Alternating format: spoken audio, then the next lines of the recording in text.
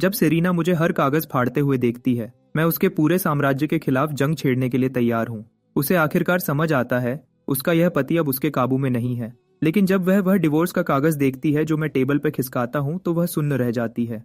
वह कहती है कि मैं खाली हाथ जा रहा हूँ, यहाँ तक कि अपने बेटे की कस्टडी भी छोड़ रहा हूँ। ये शादी सिर्फ नाम की रह गई है। इस पर साइन करो, हम दोनों के लिए यही अच्छा है। तुम और तुम्हारी माँ हमेशा से विंसेंट को चाहते थे। मैं बस रास्ता साफ कर रहा हूँ। और इतना कहकर मैं उस पिंजरे से बाहर निकल जाता हूँ जिसे वह घर कहते थे। मुझे लगा था वह समझदारी दिखाएगी और साइन कर देगी, लेकिन उसने उसे फाड़कर टुकड़े टुकड़े कर दिए। एसयू फैमिली ने बचपन से ही मुझे अपना होने वाला दामाद बनाकर रखा था। मैंने सेरीना से शादी की। 22 साल की उम्र में हमारा बेटा नोआ हुआ। वह बिल्कुल सेरीना जैसा है, चुपचाप दूर दूर रहने वाला, कभी खुद से मुझसे बात नहीं करता। कल रात वह पहली बार मेरे पास आया। पापा, विंसेंट बीमार है और मर रहा है। उसकी ख्वाहिश है कि वह मम्मी से शादी करे। क्या आप और मम्मी प्लीज डिवोर्स ले सकते हैं? उस पल मैंने इस माँ बेटे के लिए अपनी हर उम्मीद छोड़ दी। ठीक है, इसे खत्म करते हैं। नाश्ते पर मैं डिवोर्स का एग्रीमेंट सेरीना के सामने रख देता हूँ। मैंने रात भर नोआ की बात के बारे में सोचा। अगर वह विंसेंट को इतना चाहता है तो मैं कस्टडी भी छोड़ दूंगा। मैं सब कुछ छोड़कर जा रहा हूँ। अपनी सारी संपत्ति का हिस्सा मैं नोआ के नाम कर देता हूँ। इसे मेरी तरफ से चाइल्ड सपोर्ट समझना। सेरीना अपनी कॉफी नीचे रखती है और ऊपर देखती है। क्या तुम मुझसे बात कर रहे थे? मैं उसके कानों में लगे वायरलेस ईयरबड्स को घूरता हूँ। एक शब्द भी उस तक नहीं पहुंचा। थकान की एक लहर मुझ पर छा जाती है। जब भी मैं उससे बात करता हूँ मुझे यही मिलता है, कुछ नहीं। मैं सीधे आखिरी पन्ने पर पलटता हूँ और उसे उसकी तरफ धकेलता हूँ। इस पर साइन करो, 1 मिनट से ज्यादा नहीं लगेगा। सेरीना फ्राउन करती है और मेरी तरफ देखती है, बस उसे खोलने ही वाली होती है। तभी नोआ भागते हुए अंदर आता है। मम्मी, क्या आप बाद में विंसेंट के साथ पूल खेलोगी? मैं भी आना चाहता हूँ। सेरीना उठने लगती है। मैं उसका हाथ पकड़ लेता हूँ। पहले साइन करो। वह सच में मेरी तरफ मुड़कर देखती है, हैरान कि मुझ में अभी भी इतनी हिम्मत है। नोआ उसकी स्लीव खींचता है। जल्दी मम्मी, अगर विंसेंट ने ज्यादा देर इंतजार किया तो वह गुस्सा हो जाएगा और आपको फिर से किस करने को कहेगा। फिर मैं तुम्हें वह दूंगा जो तुम चाहती हो। अगले ही पल सेरीना बिना एक शब्द पढ़े साइन कर देती है। वह दोनों एक पल में चले जाते हैं। मैं उन्हें जाते हुए नहीं देखता। मैं पेन पकड़ता हूँ और उसके नाम के बगल में अपना नाम लिख देता हूँ। इस जिंदगी में हमारे नाम 2 बार साथ आए, पहले शादी के सर्टिफिकेट पर और अब इस पर। साइन करने के बाद भी मेरा हाथ कांप रहा है। मैं एग्रीमेंट बंद करता हूँ और उस लॉयर को भेज देता हूँ जिसे मैंने पहले ही तैयार रखा था। फिर मैं ऊपर जाकर पैकिंग करता हूँ। अलमारी कपड़ों से भरी है, पर एक भी ऐसा नहीं जो मुझे पसंद हो। किसी को नहीं पता कि 16 साल की उम्र से पहले मैं जोर जोर से हंसता था और बिना किसी चिंता के जीता था। मुझे बंजी जंपिंग पसंद थी। मुझे गाड़ियां रेस करना पसंद था। लेकिन सेरीना से शादी के बाद उन्होंने मुझसे मेरा वहपन निकाल दिया। मुझे मॉडेस्ट, जेंटल और प्रॉपर बनना पड़ा, क्योंकि एसयू फैमिली को सिर्फ एक प्रेजेंटेबल मिस्टर गू चाहिए था। और तब भी सेरीना के दोस्त मेरा मजाक उड़ाते थे। मुझे चलता फिरता मैनिकिन कहते थे कि विंसेंट उसे मुझसे ज्यादा सूट करता है। यहाँ खड़े होकर मिस्टर गू के कपड़ों से भरी अलमारी को देखते हुए मुझे इतनी घबराहट होती है कि मैं बाथरूम भागता हूँ और उल्टी कर देता हूँ। मैं आखिरकार सीधा खड़ा होता हूँ और आईने में अपनी आंखों में देखता हूँ। छोड़कर जाना बिल्कुल सही फैसला था। मैं अब इस पिंजरे में नहीं रहना चाहता। मैं आजाद होना चाहता हूँ और फिर से वही बनना चाहता हूँ जो मैं था। मैं मार्को को कॉल करता हूँ कि मुझे लेने आए और मैं निकल जाता हूँ। एसयू फैमिली का एस्टेट कभी मेरा घर नहीं था और जीयू फैमिली ने उस दिन से परवाह करना छोड़ दिया जब मैंने सेरीना से शादी की तो वह भी मेरा घर नहीं है। मार्को दरवाजे पर आता है और बिल्कुल कंफ्यूज दिखता है। तुम आज आजाद क्यों हो? आज तुम्हारा बर्थडे है। क्या तुमने पिछले हफ्ते नहीं कहा था कि तुम इसे सेरीना और नोआ के साथ मनाओगे? मैं सुन्न रह जाता हूँ। मैं अपना फोन निकालता हूँ और मैसेजेस चेक करता हूँ। सही में मैंने 1 हफ्ते पहले रेस्टोरेंट बुक किया था। मैंने सेरीना को इस बारे में मैसेज भी किया था। उसने कभी जवाब नहीं दिया, एक बार भी नहीं। शायद कभी मुझे कुछ महसूस होता था, अब मुझे कुछ महसूस नहीं होता। मैं गाड़ी में बैठता हूँ। मार्को मुझे उस रेस्टोरेंट ले जाता है जो मैंने बुक किया था। लेकिन जब मैं उन्हें अपना रिजर्वेशन नंबर देता हूँ, मैनेजर अनकंफर्टेबल हो जाता है और मुझे पैसे वापस करने की कोशिश करता है। सर, मिस सू ने आज पूरा रेस्टोरेंट बुक कर लिया है। वह और यंग मास्टर मिस्टर गू का बर्थडे मना रहे हैं। हम आपका डिपॉजिट डबल करके वापस कर देंगे। उसकी जरूरत नहीं है, जो आदमी आपके सामने खड़ा है वह। लेकिन जैसे ही हम मेन हॉल में कदम रखते हैं, हंसी की आवाज आती है। गरम, खुशनुमा, जैसे 3 लोगों का एक परफेक्ट परिवार। सेरीना और नोआ विंसेंट के आसपास इकट्ठे हैं और उसे बर्थडे की बधाई दे रहे हैं। तुम्हारी सेहत और खुशी के लिए दुआ है। मैं उम्मीद करता हूँ विंसेंट की ख्वाहिश पूरी हो कि वह मम्मी से शादी करे और मेरा नया डैडी बने। मैंने उन तीनों को देखा, वह खुशी से चमक रहे थे। सेरीना की आंखें विंसेंट से हट नहीं रही थी और नोआ मेरा बेटा विंसेंट की कुर्सी खींचता है, उसके लिए चाय डालता है, उसकी जैकेट ठीक करता है। 5 साल की शादी और सेरीना को यह भी नहीं पता कि मेरा बर्थडे कब है। सेलिब्रेट करना तो दूर की बात है, मेरे अपने बेटे ने मुझे कभी एक गिलास पानी तक नहीं पिलाया। मार्को बर्दाश्त नहीं कर सकता। वह वहां जाकर तमाशा करने के लिए तैयार है। मैं उसे रोक लेता हूँ। नहीं, मैंने डिवोर्स अग्रीमेंट पहले ही साइन कर दिया है। मार्को मुझे अपने घर ले जाता है। मैं नहीं रोता, वह रोता है, मुझे गले लगाकर सिसक सिसक कर। सेरीना कचरा है, नोआ एक एहसान फरामोश बच्चा है। हे, शांत हो जाओ। नोआ को ऐसा मत कहो। तुमने 5 साल उनके लिए 24 साथ बिताए। कोई नौकरी नहीं, कोई सोशल लाइफ नहीं। जब भी मैं तुम्हें बाहर निकालने की कोशिश करता, सेरीना का एक कॉल आता और तुम बच्चे की तरह खुश होकर घर भाग जाते उसके लिए हैंगओवर सूप बनाने। तुमने रातें जागकर नोआ को संभाला जब वह छोटा था। तुमने अपनी रूह उस परिवार में डाल दी और तुम्हें यह मिला। मैं जानता हूँ तुम दर्द में हो, अगर रोना है तो रो लो। मैं मार्को की बातें सुनता हूँ, अपनी बियर पीता हूँ और काउच पर बैठ जाता हूँ। मैं अब नहीं रो सकता, पर मैं इतनी बार रो चुका हूँ कि गिनती नहीं। जब मिसेस सू ने मुझे मैनर्स सिखाने के लिए मजबूर किया, जब मैंने सेरीना के सामने दिल खोलने की कोशिश की और उसने मुझे देखा तक नहीं, तब भी मुझे उम्मीद थी। मैं एक बार बर्फ में सेरीना का आधे रात तक इंतजार करता रहा और वह कभी घर नहीं आई। जब नोआ को रात में बुखार हुआ और मैंने सेरीना को कॉल किया, मैं तब भी बेवकूफ़ी से एक असली शादी, एक असली परिवार की उम्मीद कर रहा था। लेकिन उन्होंने मुझे कभी देखा ही नहीं। 5 साल, मुझे बहुत पहले जाग जाना चाहिए था। मैं तब तक पीता हूँ जब तक बेहोश न हो जाऊं। अगली सुबह जल्दी मेरा फोन बजता है। सेरीना का कॉल है। उसकी आवाज़ भारी है, जैसे वह अभी उठी हो। वह नेकलेस कहाँ है जो मैं मंडेज को पहनती हूँ? ड्रेसिंग रूम के पहले ड्रॉर में, और मैचिंग ईयरिंग्स नेकलेस के नीचे वाले ड्रॉर में। इस बात के बाद मुझे एहसास होता है हम डिवोर्स लेने वाले हैं। मुझे ये सब फिर कभी नहीं करना पड़ेगा। मैं डिसाइड करता हूँ कि तमीज से पेश आऊं। हाउसकीपर से अपना ड्रेसिंग रूम रीऑर्गेनाइज करवा लेना। तुम अब से उससे पूछ सकती हो कि चीजें कहाँ हैं। हम डिवोर्स लेने वाले हैं। तुम्हारा इस बारे में मुझे बार बार कॉल करना सही नहीं है। उसकी तरफ से एक ठंडा आता है। ड्रॉर खुलने की आवाज आती है। मुझे लगा हम बात खत्म कर चुके हैं। मैं फोन रखने ही वाला था कि वह फिर बोली, इस हफ्ते सीफूड कॉन्जी बनाकर मेरे ऑफिस भेज देना। फिर वह फोन रख देती है। मैंने डिवोर्स के बारे में जो कहा उस पर उसने ध्यान तक नहीं दिया, एक शब्द भी नहीं। मैं गहरी सांस लेता हूँ। गुस्से से मेरी उंगलियां कांप रही हैं। मैं उसे ब्लॉक कर देता हूँ। फिर मैं नोआ के किंडरगार्टन टीचर को भी ब्लॉक कर देता हूँ। लेकिन मैं मिसेस सू को ब्लॉक करना भूल जाता हूँ। तो जब मैं नींद से उठकर लंच के लिए निकलता हूँ, वह मुझे रोक लेती है और जबरदस्ती मेरी गाड़ी में बैठ जाती है।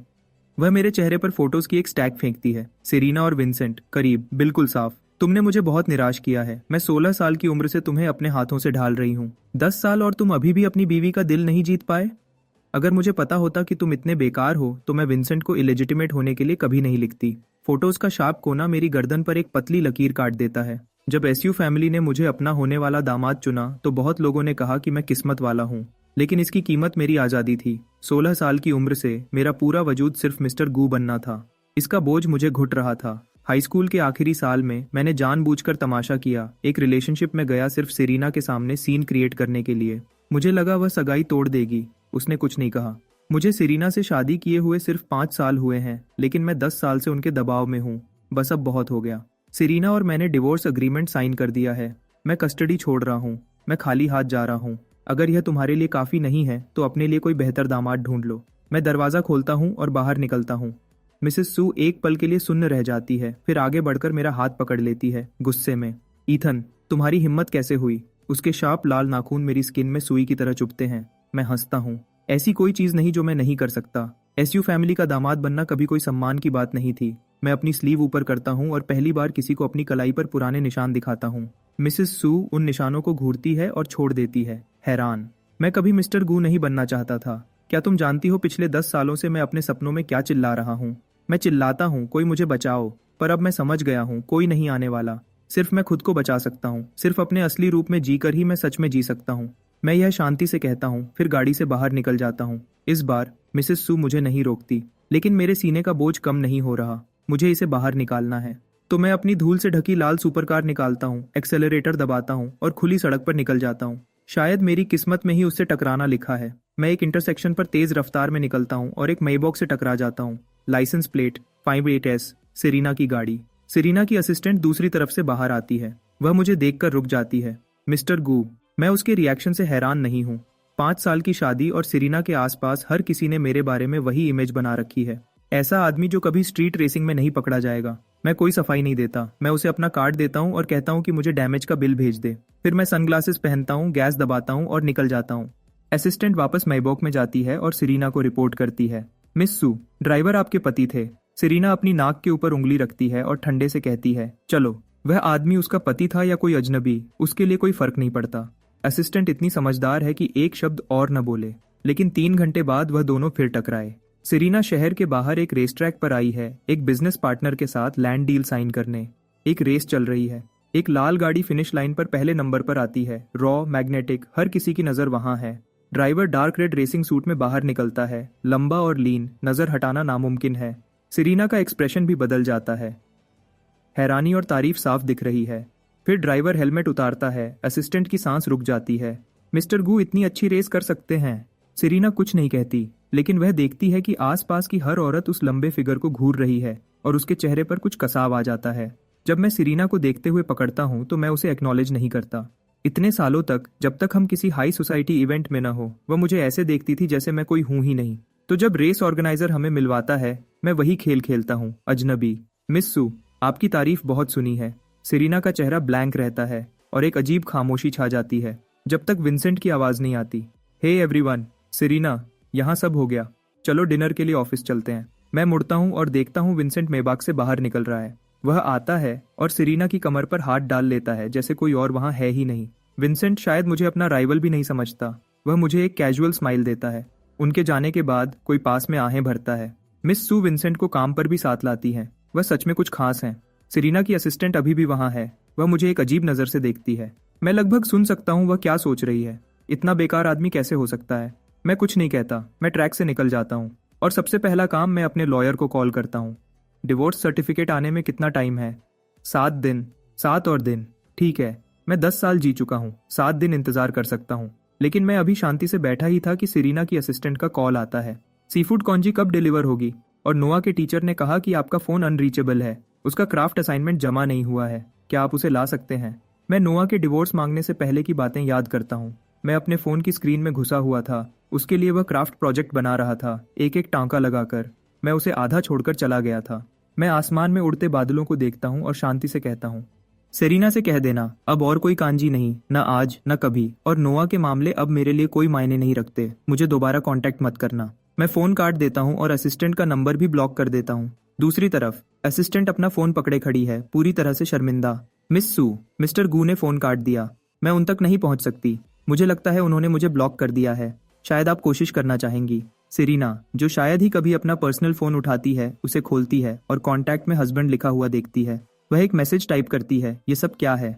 अगली ही सेकंड एक लाल नोटिफिकेशन दिखाई देता है। इस यूजर ने मैसेजेस रिस्ट्रिक्ट कर दिए हैं। आप उनकी कॉन्टैक्ट लिस्ट में नहीं हैं। बात करने के लिए फ्रेंड रिक्वेस्ट भेजें। असिस्टेंट की नजर सेरीना की स्क्रीन पर चैट हिस्ट्री पर पड़ती है। आखिरी मैसेज 1 हफ्ते पहले का था। मुझे नहीं पता था कि मिस्टर गू और विंसेंट का बर्थडे एक ही दिन है, तो कल मिस्टर गू का भी बर्थडे था। क्या आपने उन्हें कोई गिफ्ट दिया मिस गू? मैंने ध्यान नहीं दिया। असिस्टेंट को हैरानी नहीं होती। पूरी चैट हिस्ट्री अनरेड मैसेजेस से भरी है। सेरीना की तरफ से एक भी जवाब नहीं आया। लेकिन तब सेरीना कहती है, उन्हें बर्थडे का लेट गिफ्ट दिलवा दो, कुछ सही सा चुनना। जी मिस सू। असिस्टेंट के फोन उठाने से पहले ही सेरीना वापस अपनी फाइल्स में लग गई। असिस्टेंट धीरे से सांस छोड़ती है और ऑफिस से बाहर निकल जाती है कुछ लेने के लिए। शाम तक असिस्टेंट मेरे दरवाजे पर सेरीना का बर्थडे गिफ्ट लेकर आती है। मिस्टर गू, यह मिस सू की तरफ से बर्थडे का लेट गिफ्ट है। यह महंगा है, मैं इसे लेने से मना कर देता हूँ। मुझे नहीं पता सेरीना क्या कहना चाहती है। मेरा बर्थडे तो खत्म हो गया, इसका क्या फायदा? वैसे भी पिछले 10 सालों से मेरी सिर्फ एक ही बर्थडे विश रही है, आजादी। और किस्मत देखो, सेरीना का मुझसे डिवोर्स लेना मुझे वही आजादी दे रहा है। मैं सोचता हूँ कि इन 7 दिनों के इंतजार में हमें मिलने की कोई वजह नहीं होगी। लेकिन जैसे ही असिस्टेंट जाती है, मिसेस सू का एक मैसेज आता है, ईथन, मैं डिवोर्स में दखल नहीं दूंगी, लेकिन जब तक यह फाइनल नहीं हो जाता मेरे पोते को कोई परेशानी नहीं होनी चाहिए। नोआ को क्या परेशानी होगी? डिवोर्स तो उसी ने मांगा है। मैं जवाब दूं उससे पहले ही एक के बाद एक मैसेजेस आने लगते हैं। अगर तुम डिवोर्स की प्रोसीडिंग्स खराब नहीं करना चाहते तो इस वीकेंड हमेशा की तरह फैमिली एस्टेट आना और मेरे पोते के साथ वक्त बिताना। सेरीना को भीड़ कभी पसंद नहीं थी। शादी के बाद हम फैमिली एस्टेट छोड़कर मैरिटल विला में शिफ्ट हो गए थे। नोआ के पैदा होने के बाद हमने उसे हर वीकेंड एस्टेट लाने का रूटीन बना लिया था। आज फ्राइडे है। फ्राइडेज को मैं हमेशा नोआ को किंडरगार्टन से पिक करता था और वहां ले जाता था। सेरीना हमेशा देर तक काम करती है। वह शायद ही कभी रात के 10 बजे से पहले घर आती है। इस बार मैं सीधा एस्टेट जाता हूँ। हैरानी की बात है, सेरीना वहाँ पहले से है। मैं उसके पास से सीधा सीढ़ियों की तरफ निकलता हूँ। वह मेरे आगे आ जाती है। क्या तुम्हें बर्थडे गिफ्ट पसंद आया? मैं उसे घूरता हूँ। क्या उसे नहीं पता कि मैंने मना कर दिया? फिर याद आता है, बिल्कुल नहीं, मैं उसके लिए इनविजिबल हूँ। वह मेरा ध्यान क्यों रखेगी? मैं बात नहीं करना चाहता, मैं बस सर हिला देता हूँ। फिर वह कहती है, नोआ ऊपर विंसेंट के लिए पीस एम्यूलेट बना रहा है, जाकर उसकी मदद करो। तो उस गिफ्ट को लेने के साथ शर्तें जुड़ी थीं। मैं जानबूझकर उसके कंधे से टकराकर बिना कुछ कहे ऊपर चला जाता हूँ। सेरीना गुस्से में भौहें चढ़ाती है पर कुछ नहीं कहती। मैं दूसरी मंजिल पर पहुंचता हूँ। नोआ अपनी डेस्क पर बैठा है, पूरे ध्यान से कार्विंग नाइफ पकड़े हुए। जैसे मैं पास जाता हूँ मैं देखता हूँ कि उसके सामने एक बना हुआ एम्यूलेट है। वह उसे ध्यान से कॉपी कर रहा है। मेरे कदमों की आहट से वह रुक जाता है। वह ऊपर देखता है, फिर अगली ही सेकंड वह डेस्क से एम्यूलेट उठा लेता है। डैडी, यह पीस एम्यूलेट मम्मी का विंसेंट के लिए गिफ्ट है, इसे चोरी मत करो। मेरे सीने में कुछ चुभता है। यह बच्चा जिसे मैं अपनी जान से ज्यादा प्यार करता था मुझे एक चोर की तरह देख रहा है। नोआ का चेहरा देखता हूँ जो बिल्कुल सेरीना जैसा है। मुझे अंदर कुछ महसूस होता है जो बाहर निकलने के लिए तड़प रहा है। तुम्हें इसे मुझसे बचाने की जरूरत नहीं है। मैंने कभी किसी और की चीज नहीं मांगी और तुम्हारी मॉम और मेरा डिवोर्स होने वाला है। जल्द ही विंसेंट तुम्हारा नया डैड होगा। ईथन, क्या एक जिम्मेदार पिता अपने बच्चे से ऐसे बात करता है? यह शायद सेरीना का मुझसे कहा गया सबसे लंबा सेंटेंस है। मैं उसके ठंडे चेहरे की तरफ मुड़ता हूँ और मुस्कुराता हूँ। तुम सही कह रही हो, मैं लायक नहीं हूँ। तो जाओ और उसके लिए कोई बेहतर ढूंढ लो। मैं जाने के लिए मुड़ता हूँ। सेरीना आगे बढ़ती है और मेरा हाथ पकड़ लेती है। उसकी आवाज धीमी और चेतावनी भरी है, ईथन। लेकिन नोआ की स्मार्ट वॉच बजने लगती है। वह तुरंत खुश हो जाता है। मॉमी, विंसेंट का कॉल है। अगली ही सेकंड सेरीना मेरा हाथ छोड़ देती है। मैं उसे नोआ के पास जाते और कॉल उठाते देखता हूँ। उसके चेहरे की बर्फ एक मुस्कुराहट में पिघल रही है। मुझे अचानक कुछ महसूस नहीं होता। मैं बिना कुछ कहे गेस्ट रूम में जाता हूँ, अंदर जाता हूँ और दरवाजा लॉक कर लेता हूँ।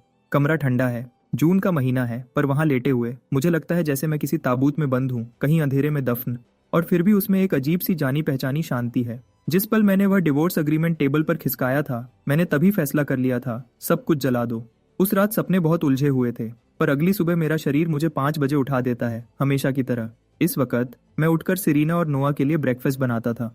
मैं अपने सर को मसलता हूँ। मिसेस सू की धमकी मेरे दिमाग में गूंज रही है। मैं उठता हूँ और नीचे चला जाता हूँ। लेकिन हाउसकीपर बताती है कि सेरीना और नोआ जल्दी निकल गए। उनका विंसेंट के साथ सनराइज देखने का प्लान था। मैं लगभग हंस देता हूँ। कोई भी देख सकता है कि नोआ को पिता के रूप में मेरी जरूरत नहीं है और फिर भी मुझे यहाँ वापस आने का हुक्म दिया गया था। जैसे ही वीकेंड खत्म होता है, मार्को मुझे मेरा दिमाग साफ करने के लिए कॉलेज कैंपस ले जाता है। उसके शब्द, वहाँ की लड़कियां 18 साल की हैं, गर्मी और अच्छी वाइब्स से भरी, जो गुजरते हुए खुशी से बुला रही हैं। आर्ट स्कूल में कुछ दिन बिताने के बाद मेरा मूड सच में ठीक हो जाता है। मार्को भी वहां से नहीं जाना चाहता। तो अब जब तुमने इसका स्वाद चख लिया है, तुम सेरीना को भूल गए हो, है ना? अब प्यार नहीं करते। मार्को हर सेकंड और ज्यादा उत्साहित हो रहा है। मैं इसी की बात कर रहा हूँ। सच में तुम्हें यह सालों पहले कर लेना चाहिए था। कोई भी उस पत्थर जैसी ठंडी औरत से ज्यादा गर्म है। अपने लिए कोई प्यारी लड़की ढूंढो, प्यार करो, शादी करो।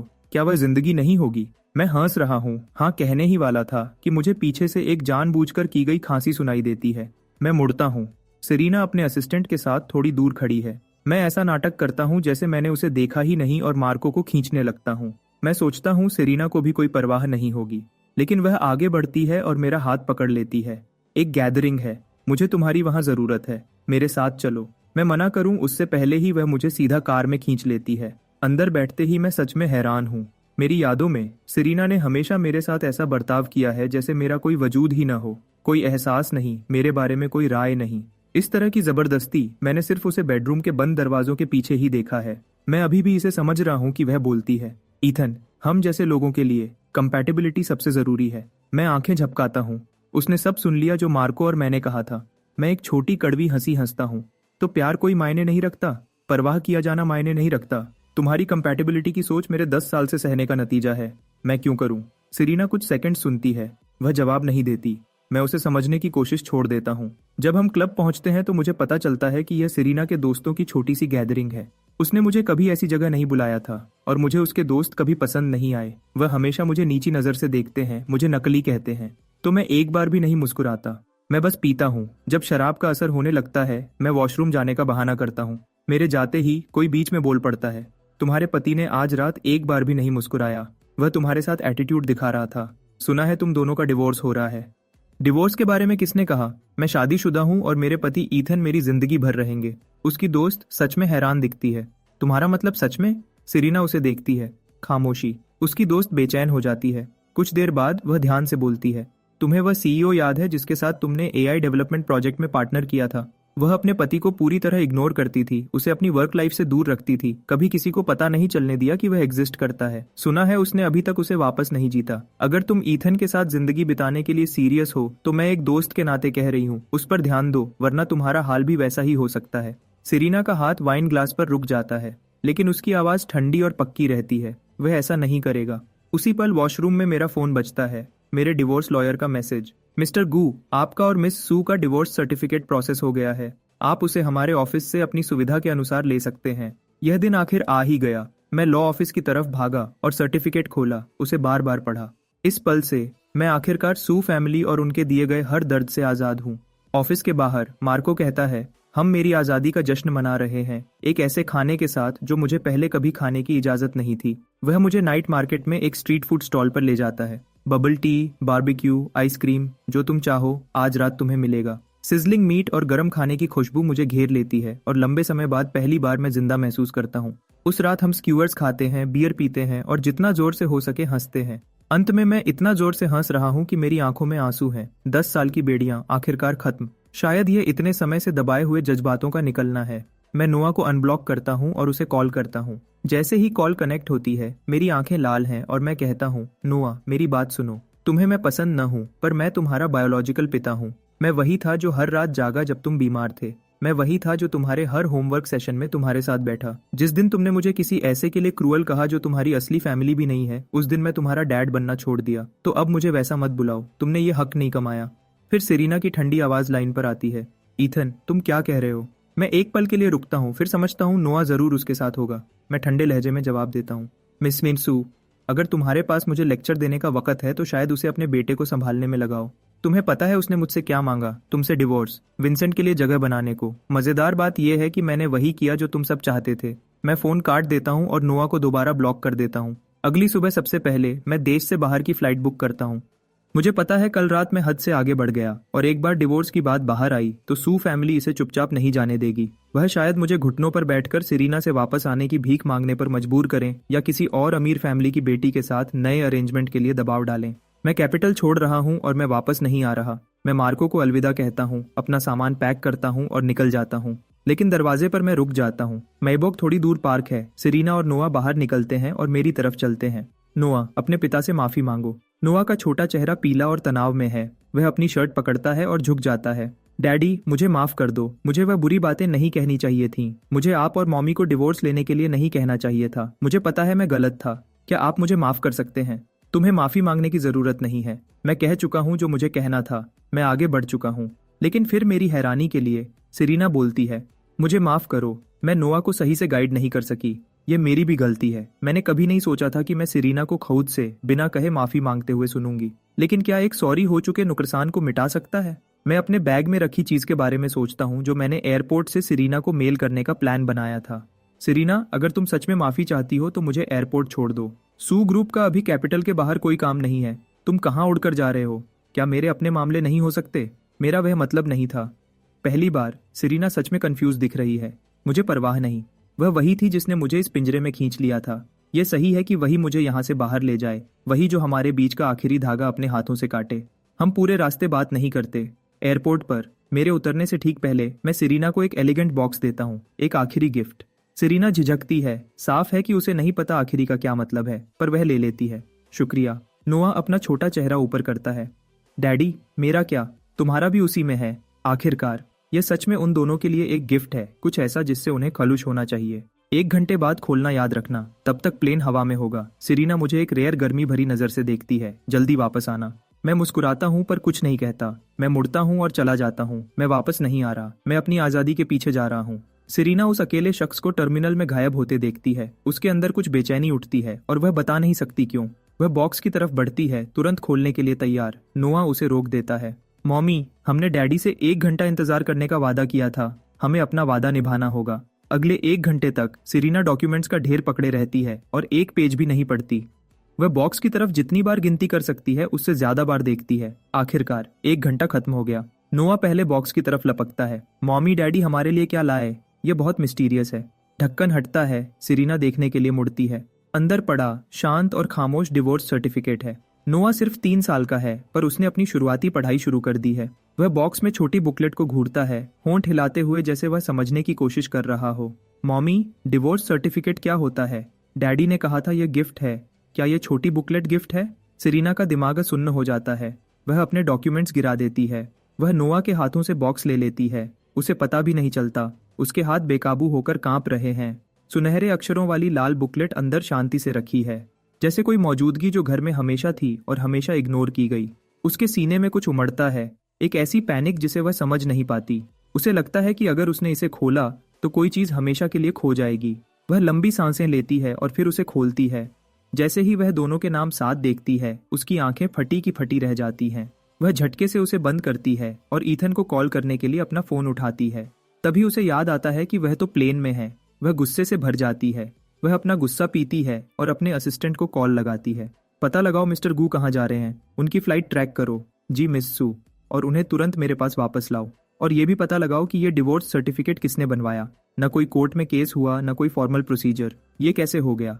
उसकी आवाज में इतना डर और गुस्सा है कि उसे खुद भी एहसास नहीं है। दूसरी तरफ असिस्टेंट कांप रही है। वह शुरू से सेरीना के साथ काम कर रही है। उसने सेरीना को कभी ऐसा नहीं देखा। वह बस यही सोच रही है, क्या ये डिवोर्स सच में उस पति की वजह से है जो कभी वजूद में ही नहीं लगता था? असिस्टेंट अपना सर हिलाती है, हैरान है, पर चुप रहती है और काम में लग जाती है। सेरीना अपने बेयर स्टडी रूम में इधर उधर घूम रही है, हाथ कमर पर हैं, बेचैनी बढ़ती जा रही है। आखिर में वह अपना फोन उठाती है और ईथन को कांटेक्ट रिक्वेस्ट भेजती है, जिसने उसे पहले ही ब्लॉक कर दिया है। ये डिवोर्स सर्टिफिकेट क्या है? तुम बड़े हो गए हो, ऐसी हरकतें क्यों कर रहे हो? जब लैंड करो तो मैसेज करना। नोआ और मैं दोनों तुम्हारे लिए परेशान हैं। एक लंबे पॉज के बाद उसकी उंगलियां फिर स्क्रीन पर चलती हैं। अगर कोई प्रॉब्लम है तो हम बात कर सकते हैं, इसकी कोई जरूरत नहीं है। तुम अब एक पिता हो, बच्चे नहीं। हर मैसेज खामोशी में खो जाता है। सेरीना कुर्सी पर बैठ जाती है, अपनी उंगलियों से माथे को दबाती है। उसके पास नोआ चुपचाप अपने बिल्डिंग ब्लॉक से खेल रहा है। वह अपनी मासूम आंखों से ऊपर देखता है। मॉमी, क्या डैडी के गिफ्ट का मतलब है कि वह आपसे डिवोर्स लेना चाहते हैं?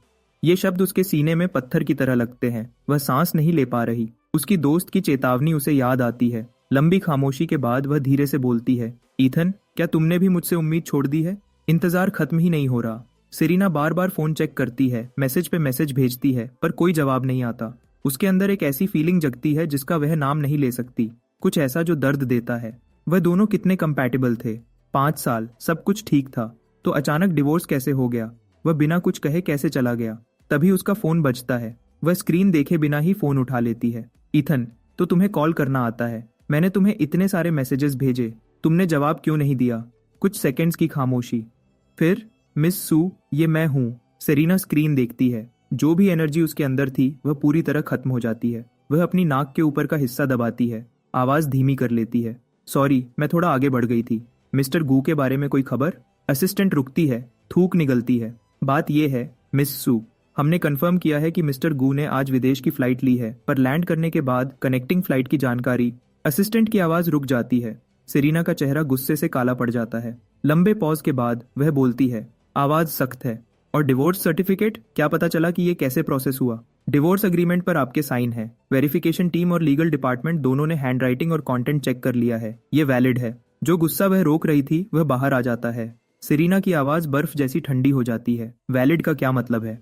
मिस्टर गू ने एग्रीमेंट में आपकी कोई भी संपत्ति नहीं मांगी। वह खाली हाथ चले गए। मिस्टर गू के नाम पर जितनी भी मैरिटल एसेट्स थीं, उनके शेयर्स, होल्डिंग्स सब यंग मास्टर नोआ के नाम ट्रांसफर कर दिए गए हैं। उन्होंने इसे चाइल्ड सपोर्ट कंट्रीब्यूशन बताया है। उन्होंने आपकी संपत्ति नहीं ली, उन्होंने नोआ की कस्टडी भी नहीं ली। दूसरी तरफ असिस्टेंट पसीना पोंछ रही है। वह सेरीना के साथ इतने साल रही है कि अमीर परिवारों की गंदी सच्चाई जानती है, पर उसने कभी किसी को इतनी सफाई से डिवोर्स लेते नहीं देखा। और जितने भी डिवोर्स उसने सुने हैं, दोनों तरफ के लोग एक दूसरे को बर्बाद करने में लगे रहते हैं। मिस्टर गू बस चुपचाप चले गए। इसका मतलब ये है कि उन्हें परवाह नहीं है, या फिर उनके पास लड़ने की ताकत ही नहीं बची। वह समझ नहीं पा रही। जब असिस्टेंट अभी भी सोच में डूबी है, सेरीना फोन काट देती है। वह वहां फोन पकड़े बैठी रहती है, हिल भी नहीं पाती। वह समझ नहीं पा रही कि एक शादी जो बिल्कुल ठीक लग रही थी, कम से कम उसके लिए इतनी जल्दी कैसे टूट सकती है। लंबी खामोशी के बाद वह एक गहरी सांस लेती है। उसे नहीं पता कि वह खुद से पूछ रही है या खाली कमरे से।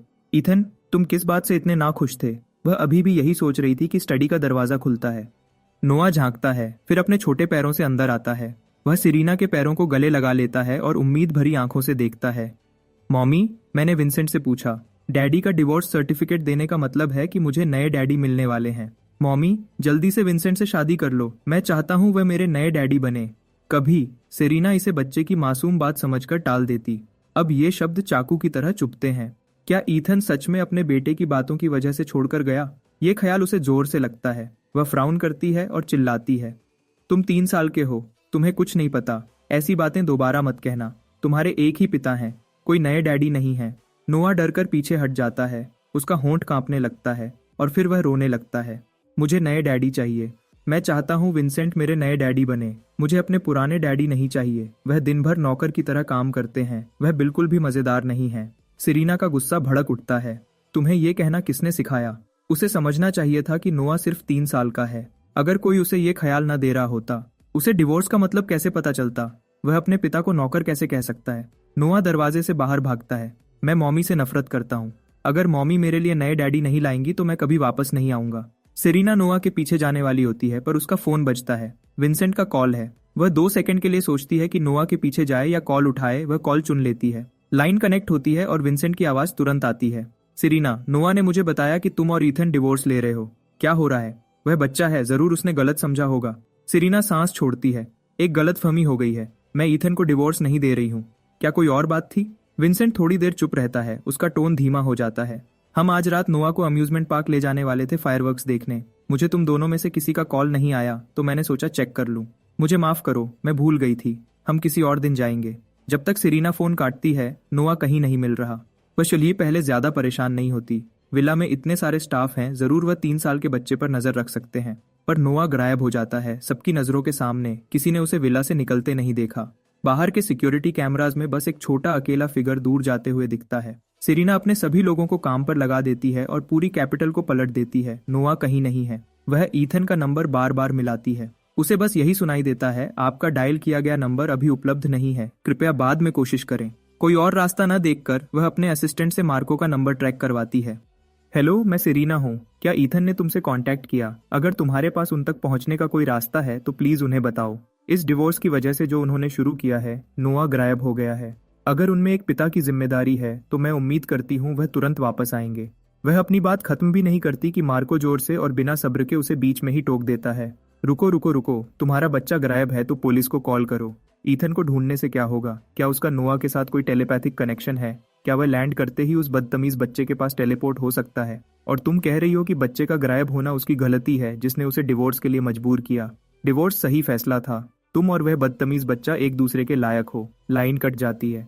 फिर उसका फोन फिर बजता है। विंसेंट। सेरीना उठाती है। हेलो। पर उसे बस कुछ टुकड़े सुनाई देते हैं। सेरीना, मदद करो, कोई नोआ को ले जाने की कोशिश कर रहा है, उसे छोड़ दो, डरना मत, संभल कर।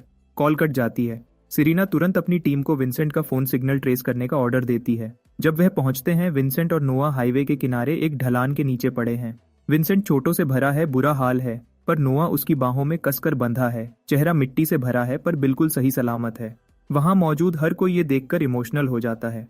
सेरीना का हाथ कस जाता है। वह दोनों को पहले एम्बुलेंस में भेजती है। वह एम्बुलेंस की लाइट्स को दूर जाते हुए देखती है। फिर वह अपने असिस्टेंट की तरफ मुड़ती है। विंसेंट ने हाल ही में जो भी किया है उसका पता लगाओ। हर इंसान जिससे उसने बात की है, हर कदम जो उसने उठाया है, कुछ भी मत छोड़ना। असिस्टेंट पलक झपकती है। फिर उसे समझ आता है, उन्होंने पूरे शहर को छान मारा और कुछ नहीं मिला, तो विंसेंट को नोआ कैसे मिला? इतने सारे स्टाफ के होते हुए एक 3 साल का बच्चा बिना किसी के देखे कैसे निकल गया? और अगर ये सच में किडनैपिंग थी तो कोई रैंसम क्यों नहीं? उन्हें हाईवे के किनारे क्यों छोड़ दिया? सेरीना ने सालों तक बिजनेस की दुनिया में काम किया है। इतनी साफ गलतियां वह कभी मिस नहीं करती। सेरीना को सबूत मिलने में ज्यादा वक्त नहीं लगता। विंसेंट ने यह सब प्लान किया था। वह अपने हाथ में फाइल देखती है और लंबे वक्त तक कुछ नहीं बोलती। पुलिस रिपोर्ट वापस लो, इसे चुप रखो, सबूत मिटा दो। मैं नहीं चाहती कि तीसरा इंसान इसके बारे में जाने। पब्लिकली विंसेंट ने नोआ को बचाया है।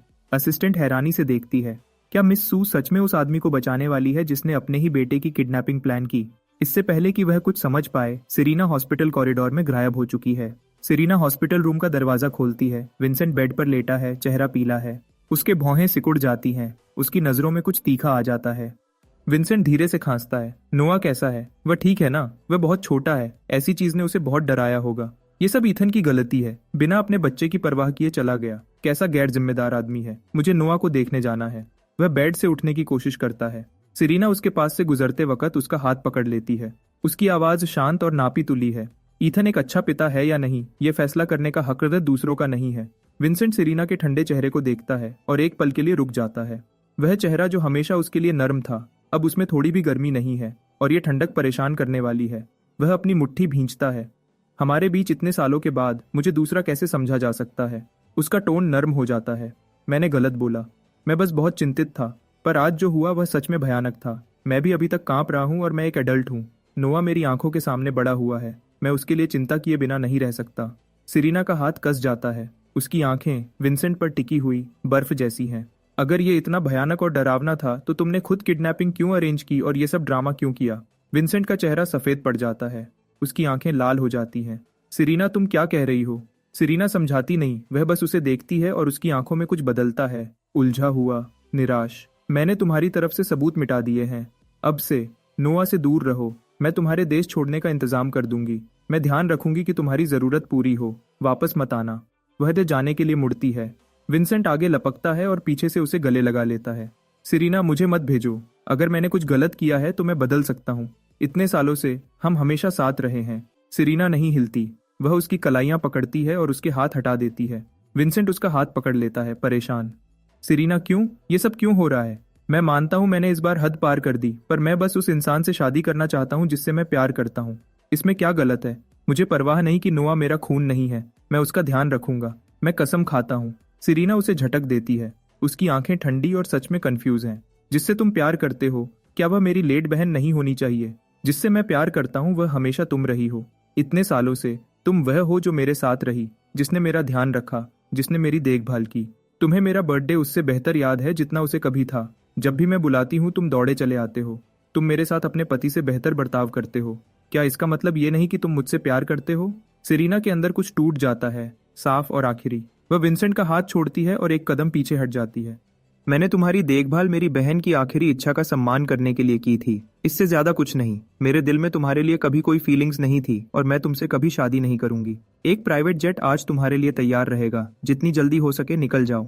वह हॉस्पिटल रूम से बाहर निकल जाती है बिना पीछे देखे। इस बीच हजारों मील दूर फिनलैंड में मुझे इसमें से कुछ नहीं पता। मैंने अपना रेजिडेंसी परमिट ले लिया है और लोकल यूनिवर्सिटी में एडमिशन ले लिया है। मैं आखिरकार उस सपने का पीछा कर रहा हूँ जो मुझे कभी पूरा करने को नहीं मिला। डिप्लोमेटिक इंटरप्रेटर बनने की कोशिश कर रहा हूँ। सेमेस्टर शुरू होने से पहले मैं अपनी बचाई हुई सेविंग्स से एक छोटा घर खरीदता हूँ। कहते हैं यहाँ सर्दियों में नॉर्दर्न लाइट्स दिखती हैं। मैं इंतजार नहीं कर सकता। अकेले रहकर आखिरकार मेरे पास अपने वक्त पर पूरा कंट्रोल है। मैं खुद फिनिश सीखता हूँ और जर्मन, जापानीज और स्पेनिश में इलेक्टिव्स लेता हूँ। अपने दूसरे साल में मुझे इंटरनेशनल स्कॉलर डेवलपमेंट प्रोग्राम में एक्सेप्ट कर लिया जाता है। पढ़ाई और काम की भाग दौड़ में मैं शायद ही कभी पास्ट के बारे में सोचता हूँ। सिरीना के साथ मेरी शादी किसी और जन्म की बात लगती है। यहाँ मैं बस मैं हूँ, एक पूरी तरह से आज़ाद और इंडिपेंडेंट इंसान। फिनलैंड में अपने 5वें साल में मैं हेलसिंकी में एम्बेसी में डिप्लोमेटिक इंटरप्रेटर के रूप में ज्वाइन करता हूँ। जो मुझे नहीं पता वह ये है कि 6 सालों से सिरीना ने मुझे ढूंढना कभी नहीं छोड़ा। एसयू ग्रुप में सिरीना के ऑफिस में उसका असिस्टेंट मुस्कुराते हुए अंदर आता है। मिसेस सू, हमारे पास मिस्टर गू के बारे में खबर है। वह हेलसिंकी में एम्बेसी में है। सिरीना तुरंत खड़ी हो जाती है। उसके चेहरे पर खुशी की एक हल्की झलक दिखती है। असिस्टेंट घूरती रह जाती है, हैरान। 6 साल हो गए जब उसने सिरीना को आखिरी बार मुस्कुराते देखा था। ईथन के जाने के बाद से एक बार भी नहीं, $1 बिलियन डील्स क्लोज करने के बाद भी वह ऐसी नहीं दिखी थी। सिरीना दरवाजे की तरफ बढ़ती है, फिर रुकती है और पीछे मुड़ती है। मुझे उनका पूरा करंट प्रोफाइल चाहिए। तुरंत काम खत्म करो। उसके सीने में खुशी की लहर दौड़ जाती है और पहली बार वह इसे अपने चेहरे पर छुपा नहीं पाती। उसकी नज़र डेस्क पर रखी फैमिली फोटो पर जाती है जिसमें वह तीनों हैं। उसके चेहरे पर एक नरम और तड़प भरी भावना दिखती है। मैं हमारे बीच की हर रुकावट को मिटा दूंगा। मैं तुम्हें वापस ले आऊंगा।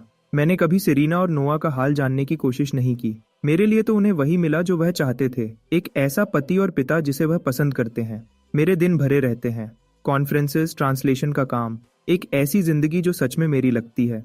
फिर एक दिन मेरा सुपरवाइजर अंदर आता है और मेरे सामने चाइनीज लैंग्वेज का एक क्लीन एनर्जी प्रोजेक्ट का प्रपोजल रखता है। इंटरप्रेटर गू, तुम हमारे डिवीजन में सबसे बेहतर हो, इसमें कोई शक नहीं।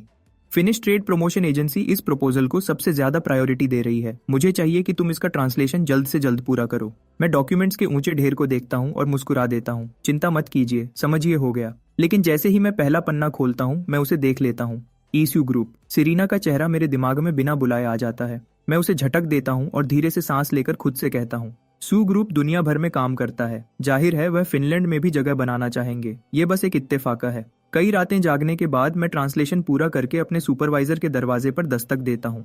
वह कुछ पन्ने पलटकर सर हिलाता है। बिल्कुल वैसा ही टैलेंट जैसा मिनिस्टर ने मांगा था, हमेशा की तरह बेहतरीन काम। उसके साथ 2 साल काम करने के बाद मैं समझ गया हूँ कि इस तारीफ का क्या मतलब है। इसके पीछे हमेशा कोई न कोई बात होती है। हमारे डिवीजन के आधे लोगों को किसी न किसी काम में फंसा दिया गया था, इससे पहले कि उन्हें पता चले। कृपया मुझे और इंतजार मत करवाइए, बस बताइए आपको क्या चाहिए। और तारीफ की तो मेरा ईगो दरवाजे से बाहर नहीं निकल पाएगा। स्यू ग्रुप अपने घर से एक डेलीगेशन भेज रहा है। फिनिश साइड इसे बहुत बड़ी ओकेजन मान रही है। मैंने तुम्हारा नाम इस असाइनमेंट के लिए डिप्लोमेटिक इंटरप्रेटर के तौर पर लिख दिया है। तुम्हें सिर्फ काम को ही सब कुछ नहीं बनाना चाहिए, तुम जानते हो ना।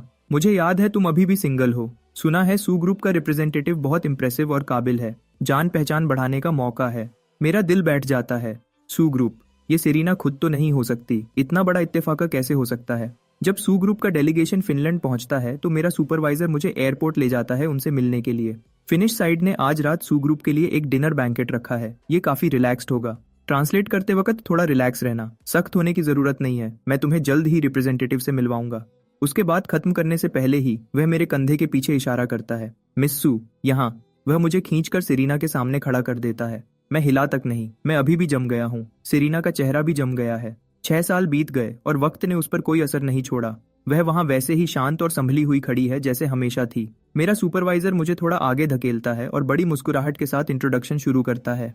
मिस सू, मैं आपको ईथन गू से मिलवाना चाहता हूँ, जो हेलसिंकी में हमारी एम्बेसी के इंटरप्रिटेशन डिवीजन में इंटरप्रेटर हैं।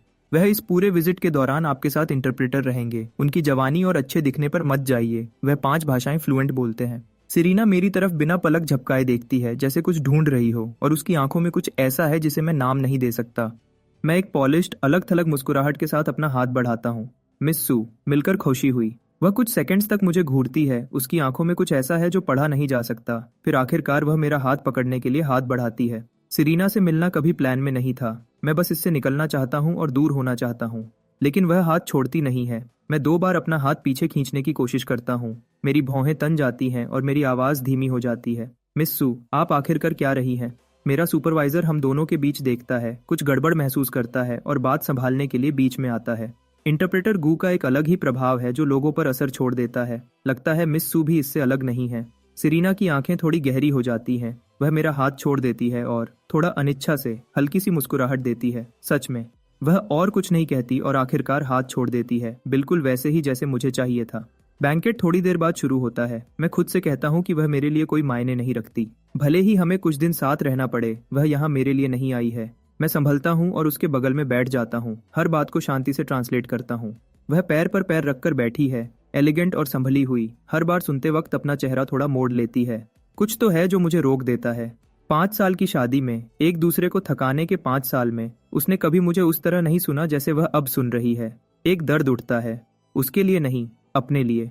उन सालों के लिए जो मैंने एक पिंजरे में बंद शरीर की तरह बिताए। एक खोली जिसे मिस्टर गू कहते थे, जिसका अपना कोई आत्मा नहीं थी। कम से कम अब वह खत्म हो गया है। सेरीना की आवाज आती है। मैं फिनलैंड का टैक्स स्ट्रक्चर और लेबर रेगुलेशन समझना चाहती हूँ। उसकी आवाज धीमी और नापी तुली है और हर सेंटेंस के बाद वह मुझे देखती है, शांति से, गौर से। मैं स्वाभाविक रूप से नजर हटा लेता हूँ और काम पर फोकस करता हूँ। बैंकेट अच्छे से खत्म होता है। दोनों तरफ के लोग संतुष्ट हैं। रात के अंत में मैं फिनलैंड की ठंडी हवा और बर्फ से बचने के लिए अपना स्कार्फ टाइट करता हूँ। अपने शीपस्किन ग्लव्स पहने हुए सेरीना का हाथ हल्का सा मिलाता हूँ। मिस सू, आपके साथ काम करके अच्छा लगा। मैं मुड़ता हूँ और चला जाता हूँ। जैसे ही मेरा हाथ कार के दरवाजे को छूता है, वह मेरा नाम लेती है। मैं रुक जाता हूँ। मैं पीछे नहीं मुड़ता, मैं इंतजार करता हूँ। ठंड मेरी उंगलियों तक पहुंच चुकी है जब उसकी आवाज फिर आती है। क्या सच में तुम्हारे पास मुझसे कहने के लिए कुछ नहीं है? शायद यह मेरा वहम हो, लेकिन उसकी आवाज में थोड़ा दर्द और कुछ ऐसा है जो लगता है जैसे वह चोट खाई हुई है। मेरे सीने में कुछ बदलता है। मैं खुद से कहता हूँ कि यह बस ठंड है। मिस सू, मैंने आज रात अपना सारा काम पूरा कर लिया है। बाकी किसी चीज के लिए मेरे पास कहने को कुछ नहीं है। लेकिन वह पीछे नहीं हटती। वह शांति जो वह हमेशा पहने रहती है थोड़ी सी टूट जाती है और उसमें जल्दी दिखती है। ईथन, तुम बिना कुछ कहे चले गए, भले ही तुम्हें मेरी परवाह नहीं थी। नोआ का क्या? 6 साल हो गए, वह अब 9 साल का है। क्या तुम्हें सच में उसकी याद नहीं आती? मैं मुड़ता हूँ, बिना किसी एहसास के मुस्कुराता हूँ। एक बच्चा जिसने अपने पिता की हर दी हुई चीज को ठुकरा दिया, आखिर याद करने लायक क्या है? और वैसे भी मुझे यकीन है कि वह अपने नए पिता के साथ बहुत खुश होगा। बर्फ सेरीना के कंधों पर जम रही है। वह मुझे ऐसे देखती है जैसे वह कंफ्यूज हो। फिर वह एक लंबी सांस लेती है, एक असली सांस, और बर्फ में से मेरे पास आती है। उसकी आवाज़ इतनी नरम है जितनी मैंने कभी नहीं सुनी थी। नोआ ने कभी तुम्हारी दी हुई चीज़ों को नहीं ठुकराया। वह बस बहुत छोटा था यह जानने के लिए कि किसी को वापस प्यार कैसे करते हैं। उसका कोई नया पिता नहीं है, उसका पिता तुम हो और सिर्फ तुम हो। मैं उसके चेहरे को देखता हूँ और लगता है मैं हंस दूंगा। प्यार करना जानने का उम्र से कोई लेना देना नहीं होता। सिरीना और नोआ को विंसेंट का बर्थडे याद रहता था। उन्होंने अपने हाथों से उसके लिए पीस एम्यूलेट बनाया था। इस माँ बेटे को अच्छे से पता था कि किसी को प्यार कैसे करते हैं। उन्होंने बस मुझे प्यार करना कभी नहीं चुना। मैं कार के सहारे खड़ा हो जाता हूँ और सोचने पर मजबूर हो जाता हूँ, अगर मैं अभी भी उसका पति होता तो क्या वह मेरे सामने ऐसे खड़ी होती और मुझसे बात करती। मैं अपना सर हिलाता हूँ और धीरे से खुद पर हंसता हूँ। सिरीना भौहें सिकोड़ती है। क्या मजाक है? मैं उसकी आंखों में देखता हूँ बिना डरे। जब कुछ मजाका होता है तो क्या तुम हंसती नहीं हो?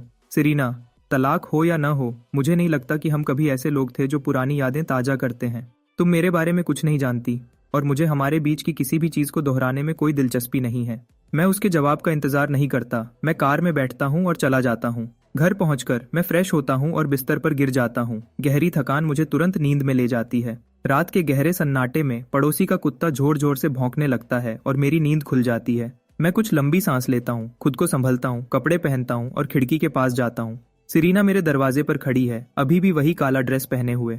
मुझे नहीं पता उसने मेरा एड्रेस कैसे ढूंढा।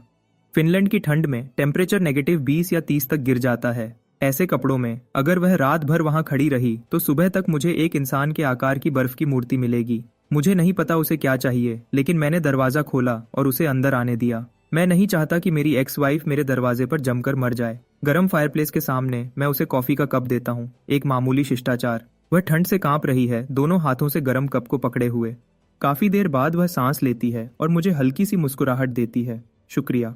मेरे अंदर कुछ हलचल होती है। वह मुझसे बहुत कम मुस्कुराती थी। ज्यादातर वक्त कुछ नहीं होता था, बस ठंडी दूरी। सिरीना, तुम्हें आखिर चाहिए क्या? वह नीचे देखती है। उसकी पलकों पर जमी बर्फ धीरे धीरे पिघल रही है।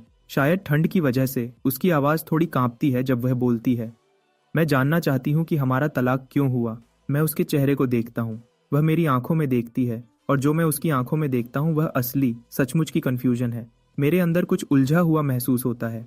तो वह सब, उन 5 सालों का हर एक पल उसके लिए सच में इनविजिबल था।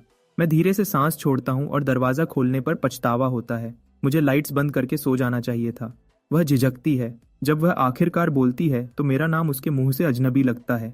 ईथन। ये भी क्या बात है? पहली बार उसने मेरा नाम ऐसे लिया है जैसे इसका कोई मतलब हो, और यह तलाक के 6 साल बाद हो रहा है।